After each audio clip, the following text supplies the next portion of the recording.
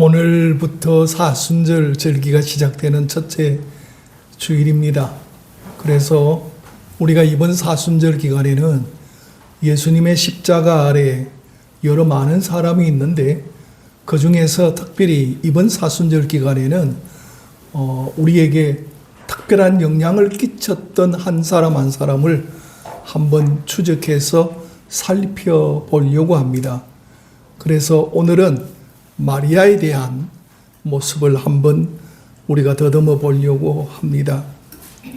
여러분, 오늘 말씀의 제목이 참척 단장지혜, 그렇게 설명을 정하고 이 제목을 삼았는데, 우리가 평소에 잘 알지는 못하지만 그러나 들어본 적은 계실 거라고 봅니다. 저 로마의 바티칸 베드로 성당에는 그 성당 입구에 들어가면 피에타라고 하는 그런 조각품이 있습니다. 미켈란젤로가 1499년에 피에타라고 하는 이 동상을 만들었습니다. 높이는 한 174cm 정도, 일반 장성한 사람의 키 정도의 모습입니다. 마리아가 아들 예수를 십자가 밑에 내려졌을 때 안고 있는 모습입니다. 그 축 늘어진 시신을 보면 거기에는 갈빗뼈도 보이고 정말 슬픔의 어머니와 죽은 아들의 시신의 모습을 보여주고 있습니다. 이 미켈란젤로는 자기 작품 중에 유일하게 이름을 새겨놓은 작품이 피에타라고 하는 작품으로 알려져 있습니다. 우리가 마리아 그러면 일반적으로 마리아에 대한 가톨릭에서 하는 모습들을 보고 나름대로 좀 터부시하는, 좀 가능하면 이렇게 거리를 두려고 하는 그런 제스처가 있습니다. 그런데 이번에 가톨릭에서 큰 결단을 수백 년 만에 갈등을 조정한 것이 하나 있습니다. 그게 뭐냐 하면 교황청에서 성모 마리아는 예수님처럼 공동 구세주가 아니다, 이걸 2025년 11월 달에 발표를 했습니다. 여러분, 교황청 신앙교리부에서 예수 그리스도만이 유일하게 구원의 통로다, 그러니까 마리아에게 기도한다고 해서 또 마리아의 이름을 빌어서 구원이 거기로부터 또 함께 된다, 그걸 수백 년 만에 종지부를 찍었습니다.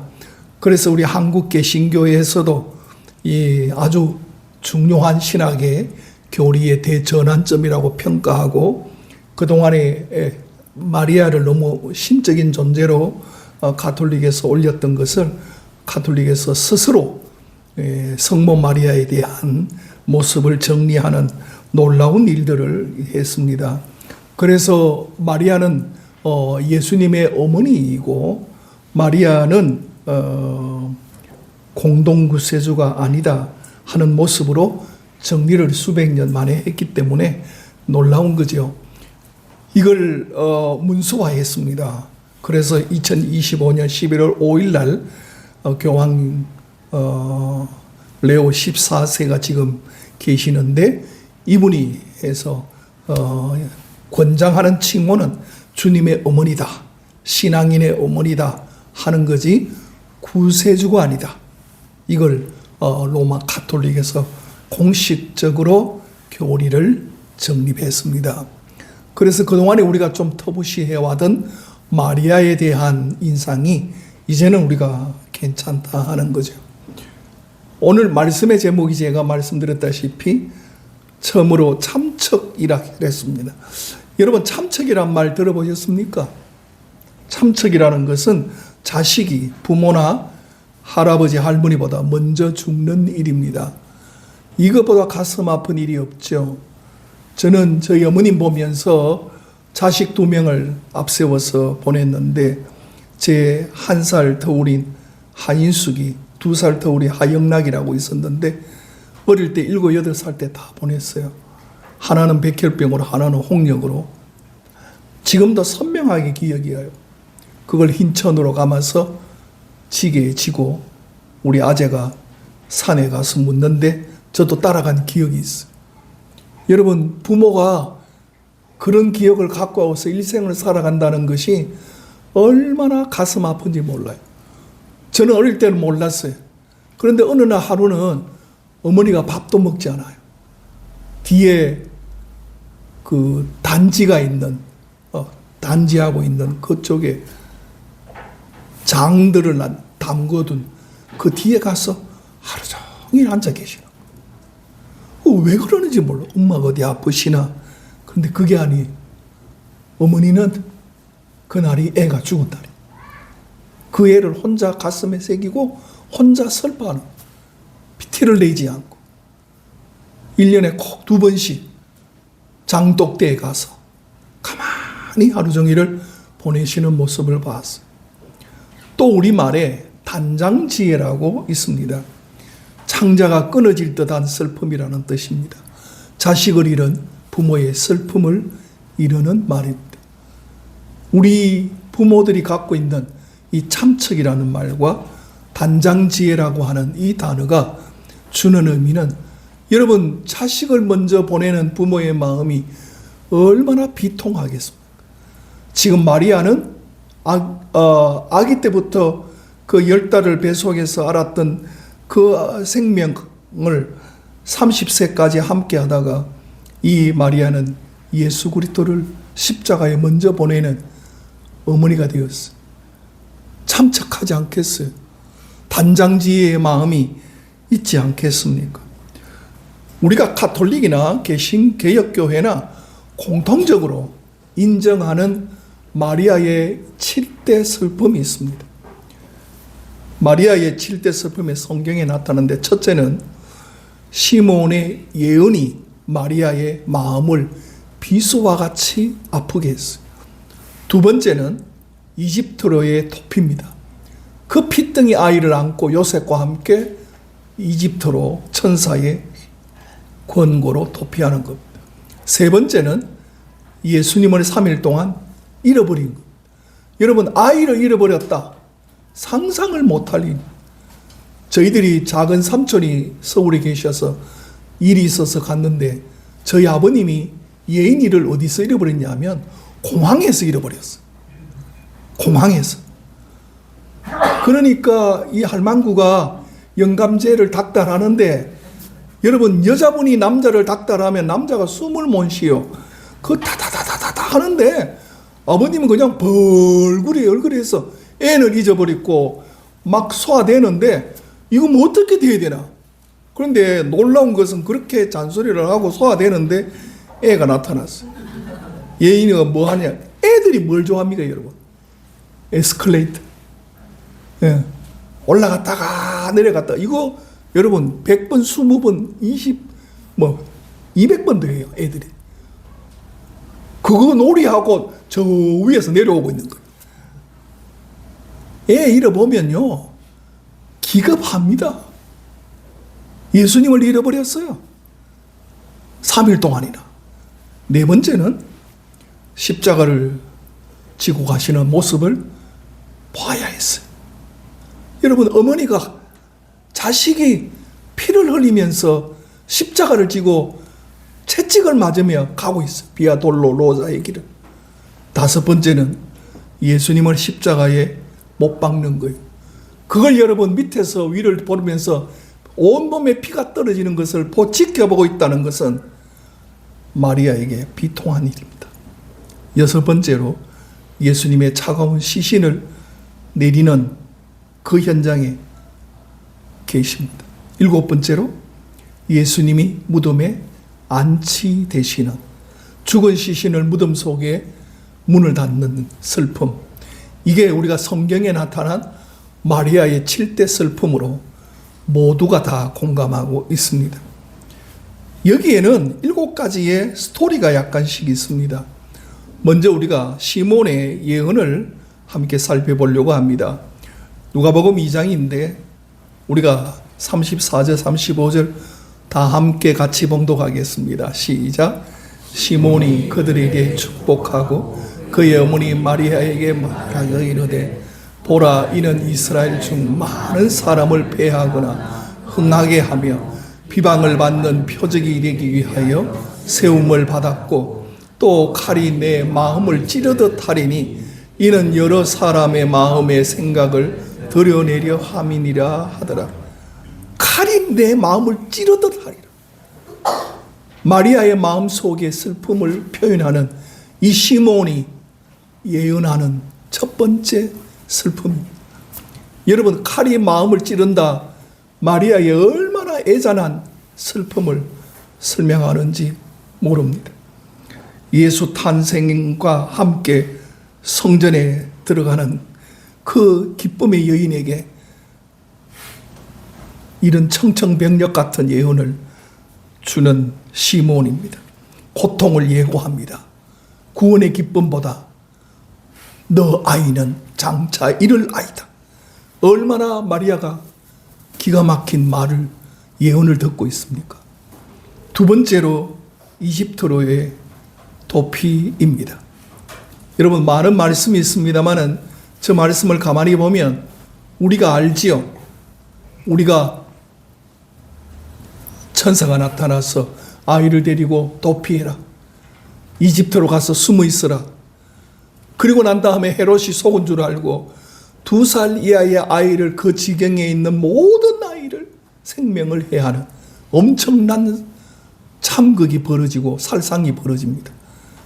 여러분, 예수님만 도피한 것으로 끝나는 게 아니라 그 뒤에 들려오는 수많은 아이들이 죽었다는 소리를 들을 때에 이 마리아의 얼마나 기가 막힌 슬픔이 온 천지를 도배하고 있는지 모릅니다. 통곡합니다. 슬픔이 배나 더합니다. 세 번째로 예수님을 사흘 동안 잃어버렸습니다. 다 읽지는 못하지만 2장 49절을 누가복음 함께 하십시다. 예수께서 이르시되 어찌하여 나를 찾으시나이까? 내가 내 아버지 집에 있어야 될 줄을 알지 못하셨나이까 하시니, 예수님을 잃어버린 어머니의 마음이라고 하는 것은 다 내 자식 같아. 예. 아이를 잃어본 분의 말씀에 의하면 버스를 타고 시내를 나갔는데 뒷모습을 보는데 다 자기 딸 같더래요. 정말 다 내 새끼 같고, 비슷하면 전부 다 가서 쫓아가서 돌아보게. 여러분, 잃어버린다는 것은, 우리가 아이를 강아지 한 마리로 잃어버리면 얼마나 찍어서 사진을 도배하고 살해하겠다 그러는데, 생명을 잃어버린다, 자식을 잃어버린다, 3일 동안 몰랐다는 거죠. 네 번째로 예수님께서 십자가를 지고 가시는 모습이 있습니다. 요한복음 19장 시작.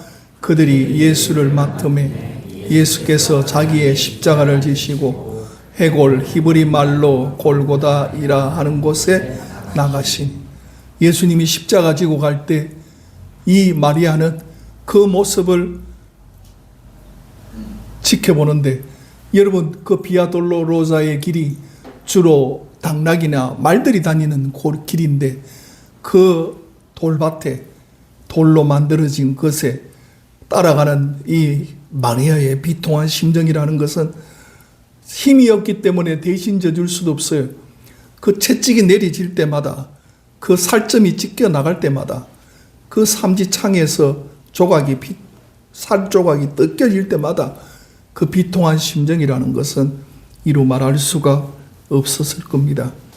다섯 번째로 예수님의 십자가형입니다. 28절로 30절을 한번 같이 읽겠습니다.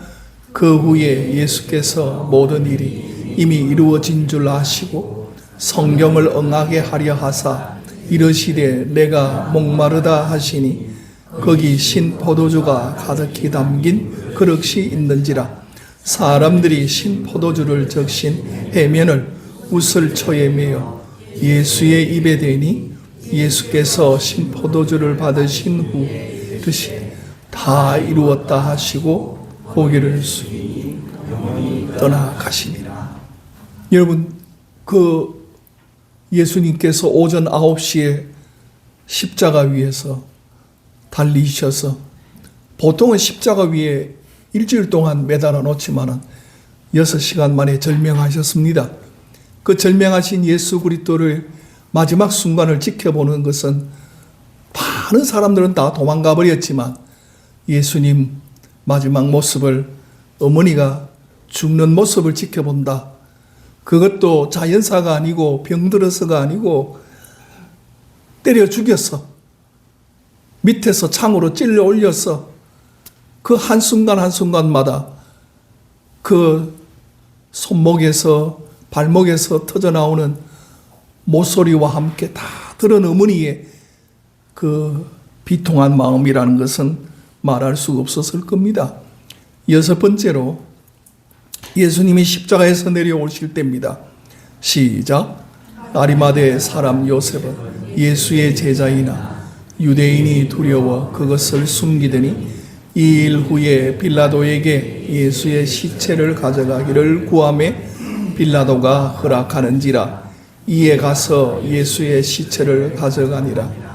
저는 가만히 생각할 때 십자가에서 시신이 내려질 때 여러분 예수님의 시신을 누가 안을 수가 있겠어요? 마리아 외에는 거기에 터치를 할 수 있는 사람이 없습니다. 마리아가 내려지는 예수님의 시신을 유일하게 밑에서 받아서 바쳤을 거예요. 감히 그걸 누가 하겠어요? 그 슬픔과 통한의 눈물에 누가 거기에 감히 손을 대겠습니까? 정말 피에타 그림처럼 예수님의 어머니 마리아가 그 축 늘어지고 죽은 그 피투성이가 된 머리의 가시관부터 시작하여 완전히 몸이 망가진 그 예수님을 십자가에서 내려올 때 맞았다. 그 슬픔은 우리는 상상을 하지 못합니다. 30세의 청년이 죽음으로 모든 것을 끝냈다. 슬픔 중에 슬픔이죠. 마지막으로 7번째 예수님이 무덤에 안치되십니다. 함께 하십시다. 일찍이 예수께 밤에 찾아왔던 니고데모도 모량과 침량 섞은 것을 100리터라쯤 가지고 온지라. 이에 예수의 시체를 가져다가 유대인의 장례 법대로 그 향품과 함께 세마포로 샀더라. 여러분 여기에 예수님의 시신을 장례하는 그 어머니의 처절한 모습은 이루 말로 다 할 수 없을 겁니다. 내가 어쩌다가 내 첫 번째 장남 아이를 다 키워서 이렇게 죽은 아이를 무덤 속에 하나. 이 7가지 말씀 속에 우리가 보면 4번이나 요한복음 19장에 걸쳐져 있습니다. 이 요한복음 19장에 오늘 읽어주신 이 말씀 속에 23절 말씀부터 계속해서 저 40절, 42절까지 보면 적나라한 예수님과 마리아의 두 분의 모습이 가장 압축되어서 있는 것을 우리가 성경 속에서 볼 수 있습니다. 여러분 이제 십자가 위에서 예수님께서 당신을 위해서 하시는 말씀은 유일하게 하나입니다. 내가 목마르다 하시는 말씀 하나밖에는 없습니다. 그 외에 다른 이야기를 강도들과 많은 사람들에게 그리고 기도로 하지만 예수님이 어머니에게 하시는 말씀이 있습니다. 보라 내 어머니다. 여자여 보소서 당신의 아들이니다 하시는 모습이 25절로 27절 말씀에 있습니다. 여러분 예수님은 사형제 중에 장남이었습니다. 아마 아버지가 일찍 여의셨어서 아버지 없는 그 가정에 소년 가정입니다. 이 예수님께서 그 가정을 책임지고 30세까지 소년 가정으로서 목수로서 함께 다니면서 많은 사람들에게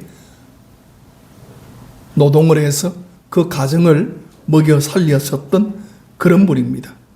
그런데 그 예수님께서 십자가에 달립니다. 그런데 마리아의 모습을 보면 군병들에게 가서 멱살을 잡지 않아요. 울며 불며 내 아들 내놔라고 하지 않아요. 한마디의 외침과 반항이 없이 그 밑에 있습니다. 초대교회 전승에 보면 요한이 마리아가 집에 있을 때 뛰어들어옵니다. 그래 오늘 어떻게 한다더나 현장은 어떻더나 베드로는 왔니? 아니요 안 왔는데요. 다른 제자들은 왔니? 아무도 아직 오지 않았습니다. 그래? 그러면 내가 가야지. 나라도 먼저 가야지. 그래서 빌라도 법정에서부터 시작해서 예수님의 전 모습을 다 따라다니는데 여러분 오늘 성경 본문 말씀 속에 25절을 보시면 4명의 마리아가 나옵니다. 예수의 곁에는 그 어머니와 마리아죠. 이모, 그러니까 일평생 모셨던 제자 요한의 어머니죠. 그 다음에 글로바의 아내 마리아, 그리고 막달라 마리아. 예수님의 어머니 마리아와 그 여친 여동생 요한의 어머니 이모라고 나오는 마리아가 있고, 글로바의 아내 마리아가 있고, 막달라 마리아, 이 4명의 마리아가 나옵니다. 이 마리아 4사람이 힘을 모았어요. 여자 4명이 모여서 우리가 그 자리를 지키자. 예수님을 따라가서 십자가 밑에 있어요. 저항하지 않아요. 흐느껴 울지만 로마 병정들에게 가서 뭐라고 하지도 않아요. 가만히 그 모습을 처음부터 끝까지 6시간을 지키고 있습니다. 여러분 다 도망가고 없어요. 겁이 나서 그 십자가 아래 함께 하는 사람이 아무도 없어요. 요한 외에는 아무도 지켜볼 수가 없어요. 요한은 자기 어머니, 자기 이모 부축해서 여인들과 함께 그 밑에서 예수님의 죽음을 끝까지 지켜보고 있습니다. 어머니 보십시오. 당신의 아들입니다. 여러분 저와 여러분의 삶 속에서도 마찬가지입니다. 내가 예수 그리스도를 믿는다는 것은 그분을 내 마음속에 모시고 사는 겁니다. 내가 오늘 그분과 함께하여 사는 믿음 외에는 다른 것을 할 수 없습니다. 진정한 크리스찬이라는 것은 심중에 예수님을 모시고 그분과 함께 모든 것을 나누는 사람입니다. 여러분 마리아의 마음 속에 예수님을 일평생 가슴 속에 품고 그 슬픔을 가지고 있었을 겁니다. 예수님의 12제자 중에 요한이 제일 오래 살았습니다. 이유는요, 어머니를 모시기 위해서. 이모잖아요. 자기 어머니의 언니지만 이모를 모시고 일평생 살기가 쉽지 않죠. 여러분 예수님의 남동생들은 없었습니까? 있었죠. 그럼에도 불구하고 요한이 이 어머니를 모시고 일생을 생명 다해서 백수를 하며 어머니를 모셨다는 거죠. 이 마리아는 90세 정도로 사셨다고 초대교회가 증거하고 있습니다. 마리아는 일생 동안 예수 그리스도가 그 처참한 십자가 위에서 생명 다하는 그 순간까지 여러분 포기하지 않았습니다. 믿음으로 나아갔습니다. 예전에 저희 어머님 명절이 되고 설날이 되고 추석이 되면 가족들이 저희 교회 순서지를 가지고 함께 예배 순서를 가지고 예배를 드립니다. 꼭 대표 기도는 어머니가 했어요. 제가 예배 인도를 하고 아버님이 거기에 순서지 나와 있는 설교를 그냥 읽으시지만 설교를 부탁을 드리고 그리고 예배를 드리는데 어머니가 기도하면 그 이제 음식도 다 준비하고 예배 드리고 음식 먹어야 되는데 기도를 하면 설교보다 더 길어요. 그래서 몇 번이나 부탁을 처음에는 부드럽게 했어요. 어머니, 기도는 간단하게 하는 거예요. 지금 식사 기도도 해야 되는데 간단하게 하세요. 나는 내 식으로 할란다. 그게 아니고요. 예배는 설교자를 위해서 기도할 때 설교자가 말씀을 통해서 오늘 저희들에게 은혜를 달라고 기도해야지, 어머니가 설교자가 축복할 기도 온 사람들 다 이름 불러가면서 그렇게 하면 그 예의가 아니에요. 가르쳐도 안 돼요. 그런데 알았다 하더라고. 마음이 기뻤어요. 알았다는데 이제부터는 고치겠거니. 그래서 한번 명절이 되어서 기도를 하는데 저희 어머님 기도를 시작하고 눈을 감자 말자 또 이름을 위에서부터 다 처음부터 둘째 손자들 손녀들 이름 불러가면서 저 멀리 떠나가 있는 하예지까지 이름 다 불러가면서 다 하도 어이가 없잖아요. 약속을 했잖아요. 그래서 예배를 마치고 이야기하니까 고개를 들지는 못하고 다 풀이 죽어서 하는 말이, 그 말 듣고 제가 그 이후에는 나무라지 않았어요. 나도 마음에 작정했었다. 그런데 눈만 감으면 나도 모르게 이름이 줄줄줄줄 나오는 걸 어떻게? 어머니의 마음이라. 언제 어디에 뭘 해도 어머니는 자식이 결혼을 해도 자식이 함께 늙어가도 어머니는 어머니예요. 아버지는 아버지. 그 마음은 변치 않아요. 여러분, 마리아가 일평생을 살아갔지만 그 슬픔과 그 고난과 그 참척 단장지의 마음이 이 십자가 위에 달리신 예수님을 향하여 있습니다.